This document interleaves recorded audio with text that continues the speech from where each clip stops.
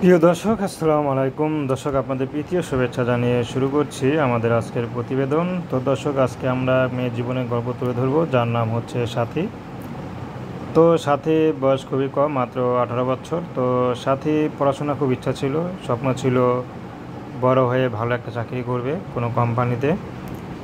কিন্তু হঠাৎ করে বাবা অ্যাক্সিডেন্টে মারা যাওয়ায় সাথীর জীবনটা এলোমেলো হয়ে যায়।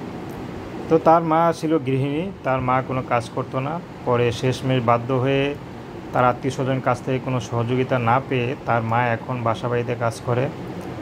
তো সাথী পড়াশোনা বাদ দিয়ে এখন সাথী হাতের কাজ শিখতেছে, যাতে করে তার মাকে একটু চালাতে পারে বা তার একটু সচ্ছল জীবন আনতে পারে। কারণ এই দুঃসময়ে সাথীকে দাঁড়ানোর মতো কেউ নেই। কিন্তু মা অনেক চিন্তা করে সিদ্ধান্ত নিয়ে যে সাথীকে বিয়ে শাদী দিবেন।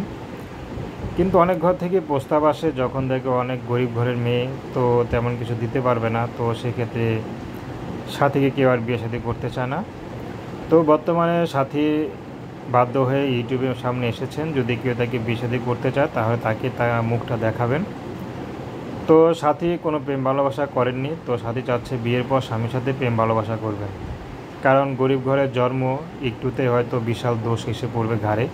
তো এই জন্য সাথী প্রেম ভালোবাসা নাকচ করে দিয়েছেন। অনেকেই প্রস্তাব দিয়েছেন কিন্তু করেনি। সাথী যাচ্ছে বিয়ের পর একসাথে স্বামীর সাথে প্রেম ভালোবাসা করবেন, যা করা স্বামীর সাথেই করবেন। তো দর্শক, এসেছিল সাথীর জীবনের সংক্ষিপ্ত জীবন কাহিনী। তো তার সাথে যোগাযোগ করতে চাইলে তার নাম্বারটা স্ক্রিনে দেওয়া আছে, ওই নাম্বারে ফোন দিয়ে আপনারা যোগাযোগ করতে পারবেন। তো দর্শক, প্রেম ভালোবাসা, সাহায্য সহযোগিতা, বিয়ে শাদী করা একান্ত আপনাদের ব্যক্তিগত ব্যাপার। তো আসুন আমরা 5 ওয়াক্ত নামাজ পড়ি, সর্বদা দেশের সেবা করি। আসসালামু আলাইকুম।